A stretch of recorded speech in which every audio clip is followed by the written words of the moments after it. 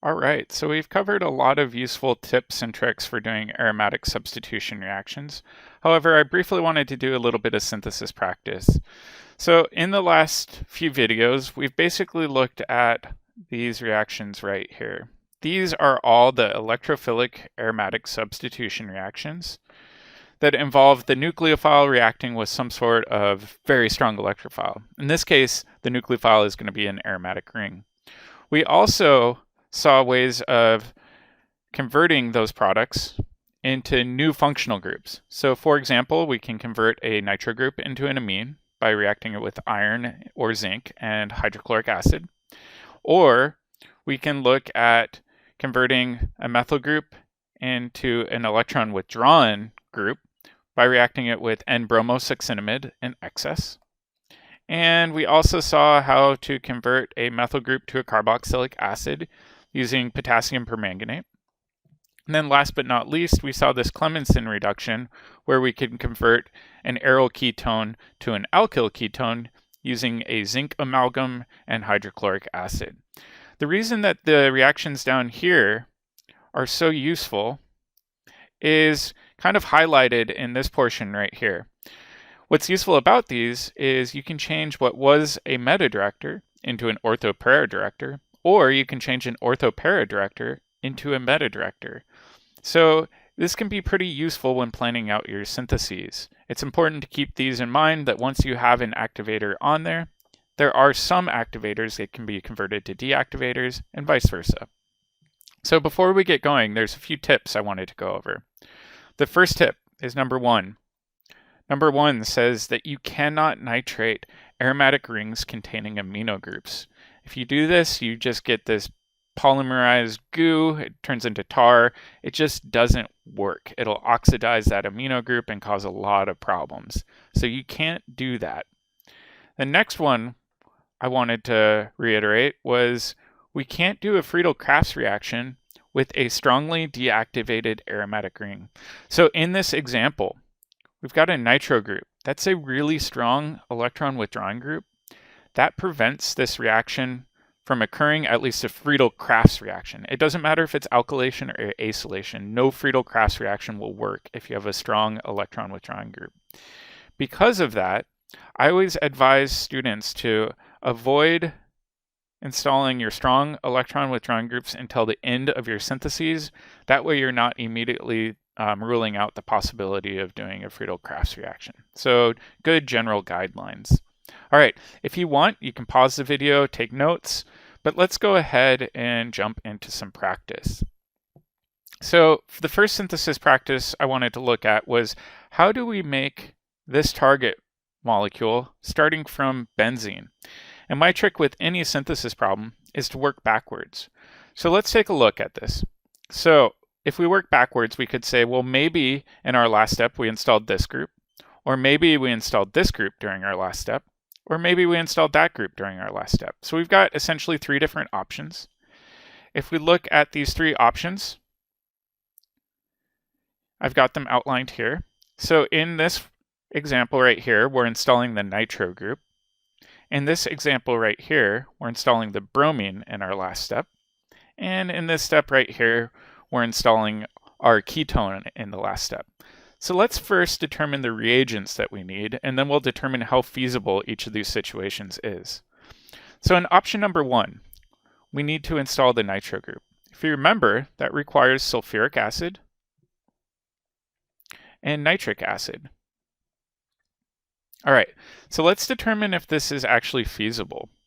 So what I would do is I'd look at my substituent and I'd say, all right, this ketone is a moderate electron withdrawing group and it's a meta-director. And if we think about, well, what's meta to that ketone?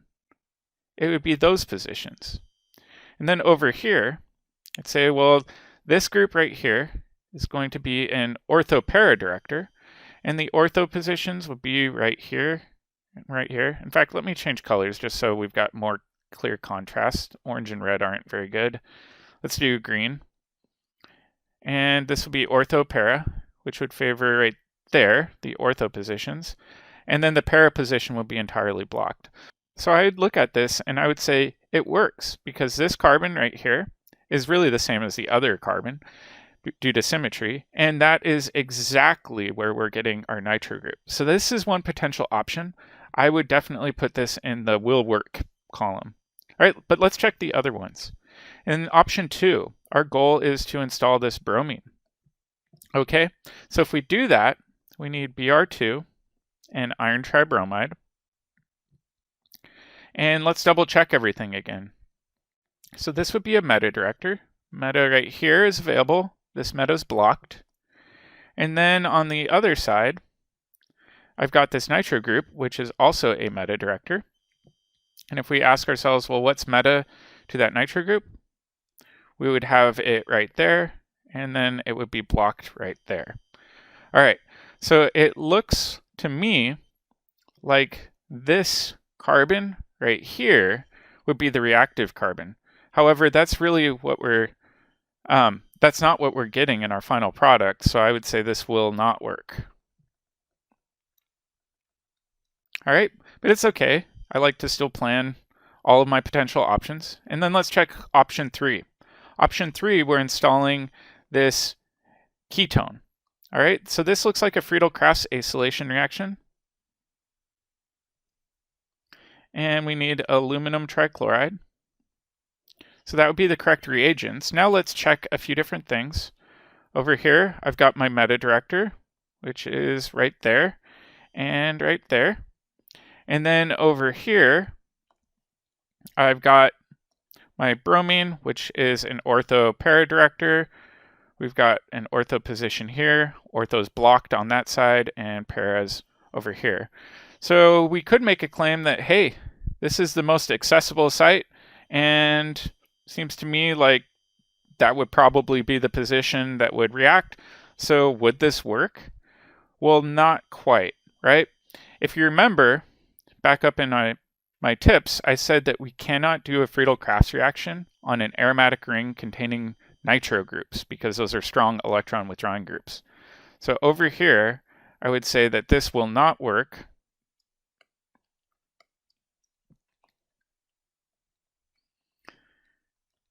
because we cannot do a friedel-crafts reaction on a ring with a nitro group. All right, so now that we've done this, it looks to me like option 1 is going to be our best pathway. All right, so we've worked backwards. Now the question is, how can we make this working backwards? So let's go down to backwards step number 2 and figure out how to make the starting material for option 1. All right, so let me go ahead and draw out our product. So this is what we're trying to make, and there's actually 2 different ways we could make this. So let's draw out both options for making this. Let's say for option 1, our goal is to install that ketone. Well, that would imply that our starting material must have the bromine on there, right? So this makes sense. So let me clean up my arrows right here. And then for option 2, maybe we're installing the bromine as our last step. So we would need to start with a reagent that has the ketone already in position. All right, so let's do the reagents first for step 2. And let's focus on option 1, meaning what reagents do we need to accomplish this? Well, this looks like a friedel-crafts acylation. So we need our acid halide, and we need aluminum trichloride.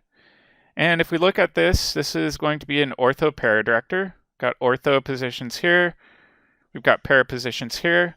It looks to me like this is coming off of a para position. So I'd say, yeah, this works. We might get some ortho substitution as well. However, we saw previously that the para position tends to be favored with semi-large or large activators, or directors, I should say. All right. Let's check the bottom one though, just so we can see if this works. All right, so this is a moderate deactivator, which means it's going to be a meta director, which means it's going to favor one of those positions. However, neither of those positions are getting reacted, so I'd say this definitely won't work. But just for fun, let's fill in the reagents. We'd need Br2 and FeBr3 in order to do that. The problem is it would install in one of these sites, not at the site we want. All right, so we know that this one works well. So now the question is, how can we make this? So that would be backward step number 3. Okay, so backward step number 3, our goal is to make that intermediate. And in this case, it makes sense that we would start from benzene. So we do Br2 and FeBr3, and voila, that's really the only option for our very last step. Okay, so now let's go ahead and write out our full forward reaction. So our full forward reaction was to start with benzene, treat it with Br2 and iron tribromide in order to get the bromine installed. That one's pretty easy. And then we did our friedel-crafts acylation reaction. And we already predicted the regiochemistry would at least give us a decent amount of para-substitution. We might get some ortho byproduct. And then in our last step, let's go back up and check. In our last step, we installed the nitro group.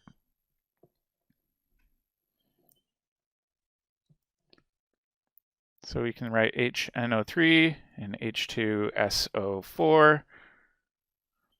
And we can draw out our complete final product like so.